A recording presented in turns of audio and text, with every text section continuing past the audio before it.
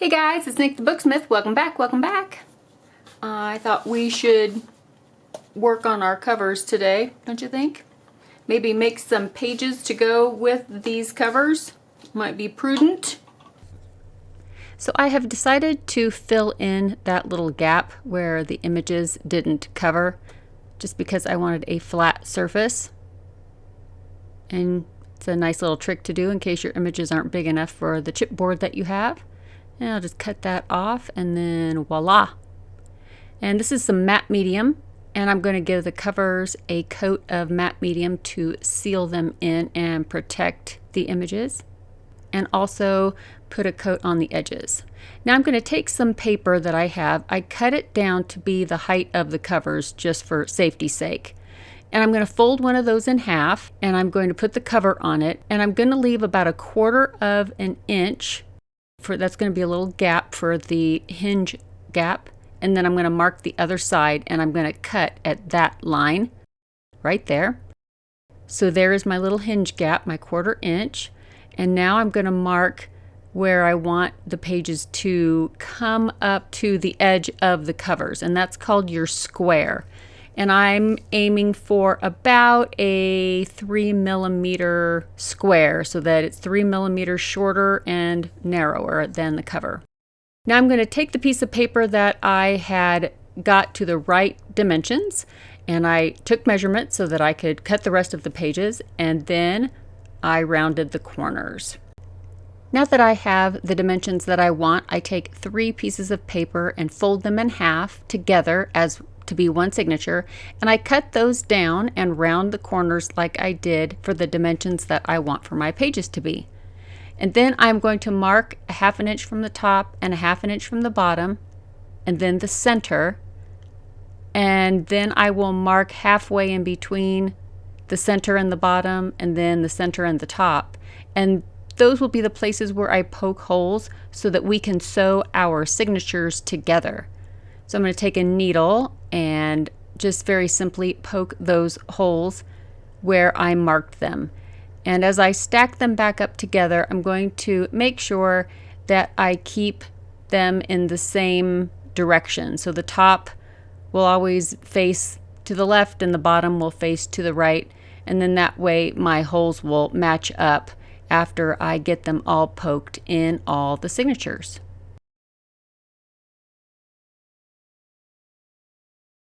Next, for my thread, I'm going to take some embroidery floss and separate that into 2 strands from the 6 that come in a strand of embroidery floss, and run that through some beeswax and a needle.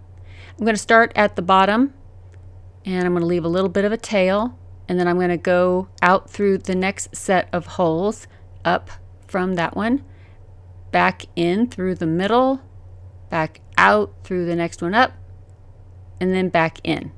And now I'm just going to crisscross over and go out and then back in and go back and forth until I get back down to the bottom in that second hole up, and then I'm going to tie the tail to the rest of the thread that I just came out of the last hole with and get those tied off together.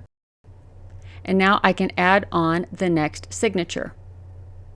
And I will go in through the bottom and then out through the second one up. And what I'm going to do is I'm going to run my needle through the thread underneath that hole, and then back up through the thread above the hole, and then back in to the second signature, that second hole up. So it loops around that thread. Then I'm going to do the same thing in the next hole up, come out that hole, go through the thread underneath the hole, go back through the thread above the hole, and then thread the needle back in to that middle hole that I just came out of. Then I'm going to go out the next hole up and do the same thing underneath that thread, and then back up, and then in that second hole that we just came out of, and then out the top. And we only have 1 thread to loop under. And now I'm going to go in to the next signature that we're adding into that hole up at the top. When I come out this hole, instead of going underneath these threads, I'll be putting my needle through those 2 little stitches that we made when we looped around that thread on that first signature. and then back in that hole. Out through the middle, and again, loop underneath those threads that we just made, and then back in, and then out the next hole, again underneath those little connecting stitches that we made attaching the last signature, back in, and then back out, and loop through just like a kettle stitch those connecting stitches and pull that snug so we can add on the next signature. So every signature will be added like this, where we go in either the top or the bottom, wherever we're at.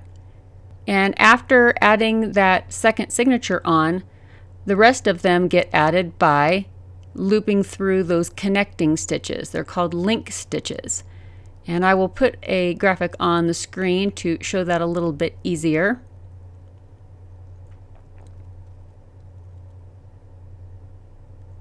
And then at each hole, one signature gets attached to the next by linking through those connecting stitches, and then that way everything is secure together and everything stays fairly straight. It's actually quite ingenious. I will put a link to a video underneath this video, and it will be to the incomparable Sea Lemon. She does a very similar style of link stitches for, I think she's doing a Coptic binding maybe, and this was several years ago, and not everything is exactly the same. The way I tie off and the way she ties off, there's some differences, but it's essentially very, very similar. I learned this technique through a publication about repairing books. And a lot of times this stitch is used for Coptic binding and not usually for case binding like I'll be doing with this book. But that 200-year-old Bible that I did it's been a few years ago now. When I took the cover off, it had this exact stitch. So I thought maybe it'd be something that you guys would like to learn. This is the last signature that is getting sewn on. And of course it goes on like all the rest of them. But once I am done attaching that last signature onto the rest of the text block, then I make one last kettle stitch by looping the thread and the needle between the last two signatures, and then leaving a little loop, running the needle and thread through that and pulling that tight. And I do that a couple of times to make a little square knot. And then I snip off those threads. And then I'm going to show you the little link stitches. I think they look pretty neat and tidy. And now the text block is ready for the end papers to be tipped on and then the spine to be glued up.